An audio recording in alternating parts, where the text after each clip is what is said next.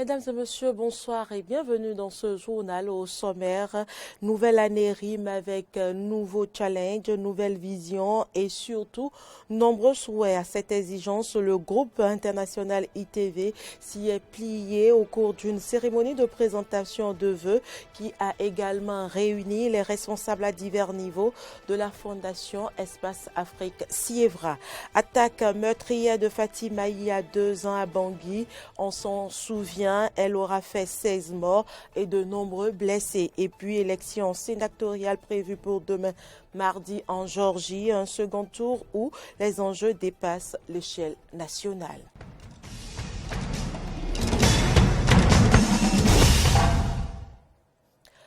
Bienvenue à toutes et à tous. C'est le bon moment pour les formules conventionnelles de souhait, de bonheur, de réussite, le début d'une nouvelle année. Chacun y va à sa manière et le groupe international ITV s'y est plié ce matin en présence des cadres de la Fondation Espace Afrique Sievra. Suivez ici les temps forts de cette cérémonie de présentation de vœux. Le personnel du groupe de presse international ITV, Eden TV et Diaspora FM et celui de la Fondation Espace Afrique Sievra ont sacrifié ce lundi 4 janvier 2021 à la tradition de présentation de vœux en ce premier jour de travail de l'an nouveau. Santé, paix et prospérité à l'endroit des promoteurs des deux entreprises, de leurs responsables à divers niveaux et de tout le personnel ont été les principaux souhaits adressés par les deux représentants des travailleurs des dites structures. Je formule mes vœux les meilleurs à tout le personnel du Sievra, de Diaspora FM et de Eden TV. Je formule les vœux de paix, de santé en abondance, de prospérité, de bonheur à tout le personnel du Sievra, de Eden TV et de Diaspora FM. Pour cette année 2021 qui commence, permettez-nous de formuler à l'endroit du promoteur et de l'inspectrice générale nos vœux de bonne santé, de paix et de succès dans leurs entreprises.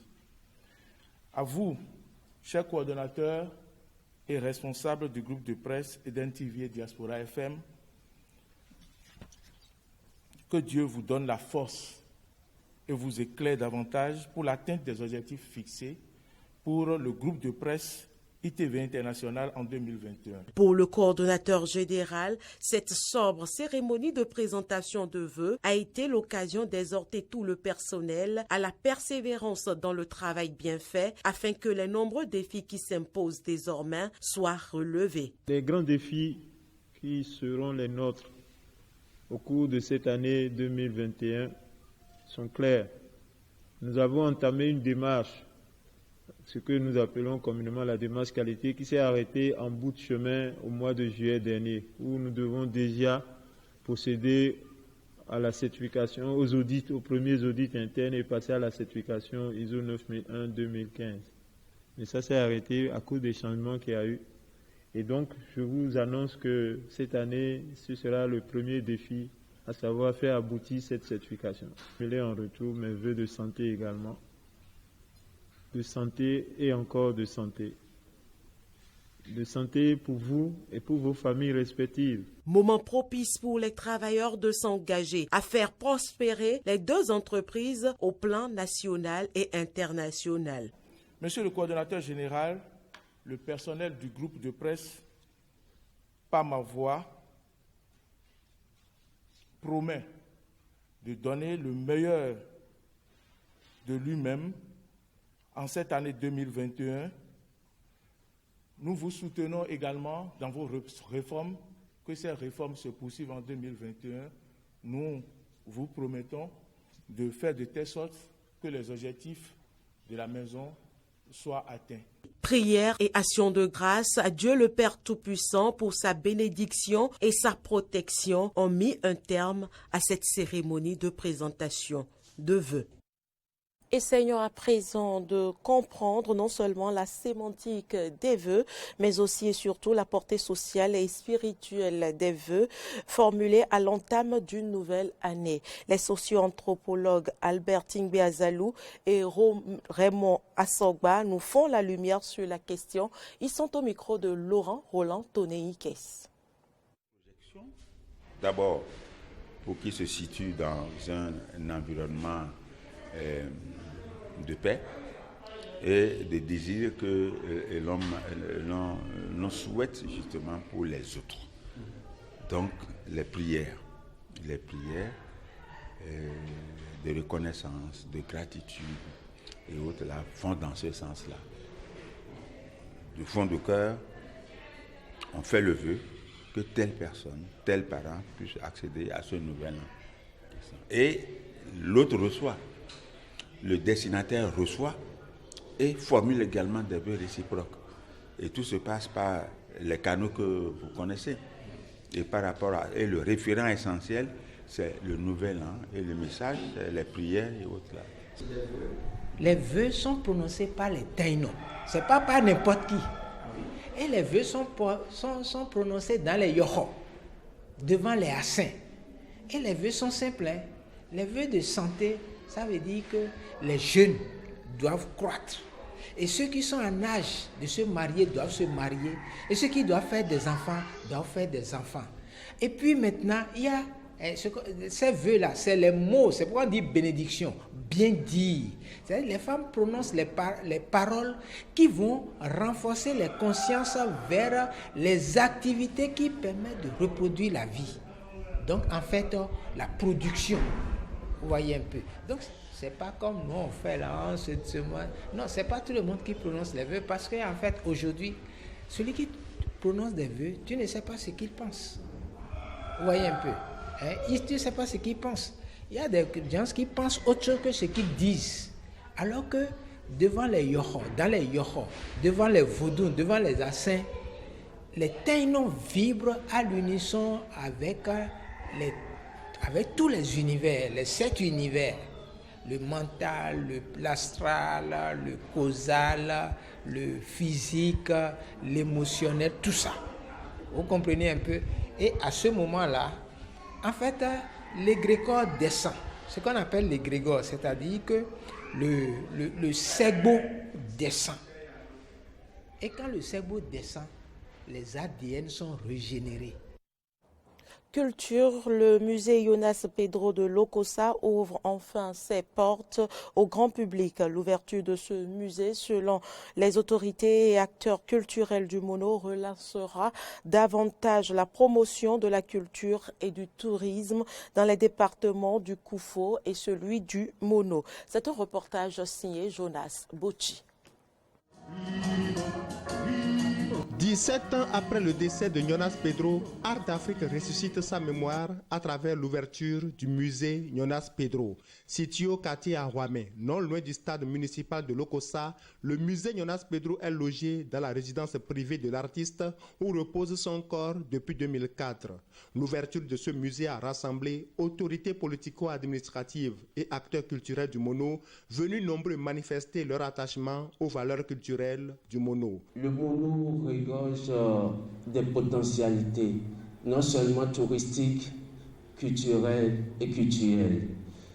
Mais on a constaté que ça dort un peu. Ce réveil culturel du Mono qui s'opère enfin à partir du musée Jonas Pedro est aussi dû à la reconnaissance du talent de cet artiste par les autorités présentes à la cérémonie. J'ai dansé, en tout cas pour ma jeunesse, sur tous les rythmes qu'il a chantés, que ce soit la guadia ou la salsa. Il y a donc là toutes les raisons pour moi de m'associer à ce qui est entrepris en guise d'hommage à l'immense artiste. Selon le préfet du Mono, l'ouverture du musée Jonas Pedro est une grande chance pour la promotion culturelle du Mono et même du Bénin. Je me réjouis de la concrétisation de l'initiative. Avec ce seul centre, nous pouvons faire connaître Lokossa et faire révéler Lokossa et même la destination Bénin. Les visiteurs du musée Jonas Pedro pourront revisiter le riche répertoire musical de l'artiste, de même que les témoignages de sa brillante carrière internationale. Actualité, en dehors du Bénin, 2 villages nigériens ont subi les affres des djihadistes en pleine période électorale. Ces attaques simultanées ne sont pas jusqu'ici revendiquées.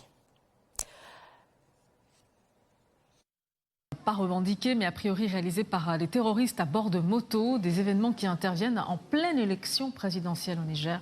Dans la région, on le rappelle, la France a perdu la semaine passée 5 soldats français. Une cérémonie d'hommage doit avoir lieu cet après-midi en privé aux Invalides. Dans les colonnes du Parisien, ce week-end, la ministre des Armées, Florence Parly, a évoqué une réduction des effectifs de la force Barkhane déployée au Sahel. Nous serons très probablement amenés à ajuster ce dispositif. Un renfort, par définition, c'est temporaire. Oui, les conditions de sécurité au Sahel restent difficiles.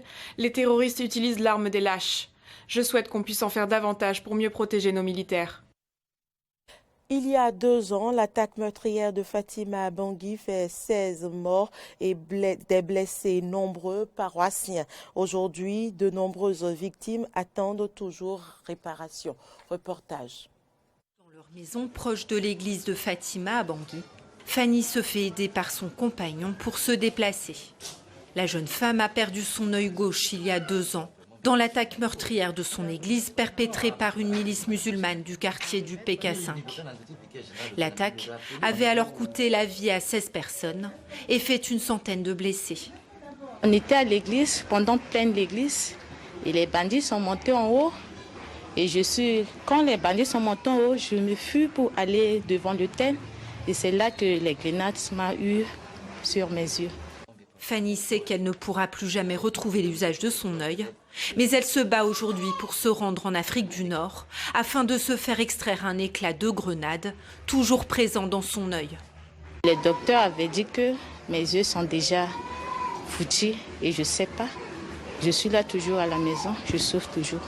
Quand elle était hospitalisée, j'ai entrepris des démarches. J'ai commencé d'abord par écrire au niveau de l'archevêché. J'ai écrit à l'archevêque pour demander l'aide de l'église, pour permettre à l'église de m'aider à évacuer ma femme, à extraire ce qui est dans son œil.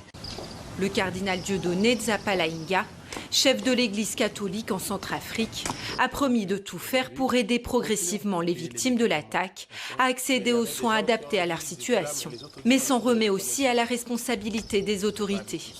Concernant les victimes, nous-mêmes, on s'était engagés comme pères, parce que l'Église est une mère aussi, à prendre en charge nos fidèles. Il y en a qui ont perdu l'œil, les yeux. Et nous, nous les accompagnons. Et ceux qui sont blessés, nous les soignons. Une manière de dire que nous sommes proches et non indifférents de nos victimes.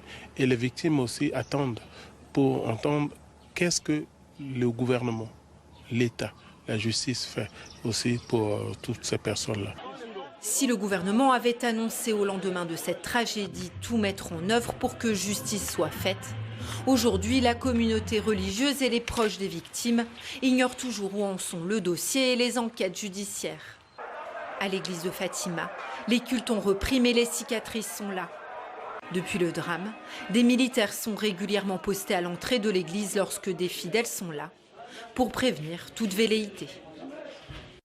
Les élections sénatoriales partielles seront organisées demain dans l'État de Géorgie. Un second tour où les enjeux dépassent l'échelle nationale. Suivez plutôt.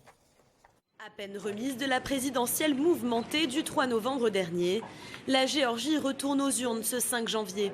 Un scrutin très attendu dans le pays, avec un intérêt qui dépasse les frontières du Peach State.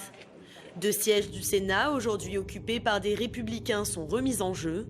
Cette élection décidera donc de la couleur politique du Sénat, comme le souligne Donald Trump. L'enjeu de cette élection, c'est le contrôle du Sénat américain et ça veut vraiment dire le contrôle du pays.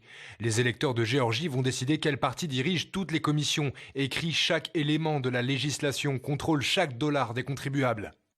Le Sénat américain, une des 2 chambres du Congrès, est contrôlé d'une courte tête par les républicains.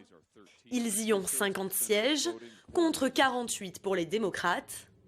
Le second tour de cette sénatoriale partielle en Géorgie verra notamment s'affronter la sénatrice républicaine Kelly Loeffler face aux démocrates Raphaël Warnock et Jon Ossoff. Pensez au chemin parcouru en Géorgie, pensez au chemin parcouru dans le sud des États-Unis. C'est l'État le plus compétitif du pays qui a accueilli 2 élections sénatoriales pour déterminer qui contrôlera le Sénat des États-Unis. La Géorgie a tellement de pouvoir en ce moment. Si les républicains gagnent au moins un siège en Géorgie, ils resteront majoritaires pendant les 2 premières années de la présidence de Joe Biden. En revanche, si les démocrates l'emportent, la Chambre haute basculera dans le camp démocrate. Avec 50 sièges pour chaque camp, c'est la future vice-présidente Kamala Harris qui, comme le prévoit la Constitution, devra trancher.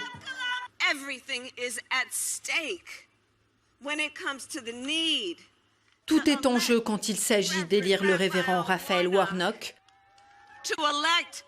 d'élire Jon Ossoff, d'élire Daniel Blackman.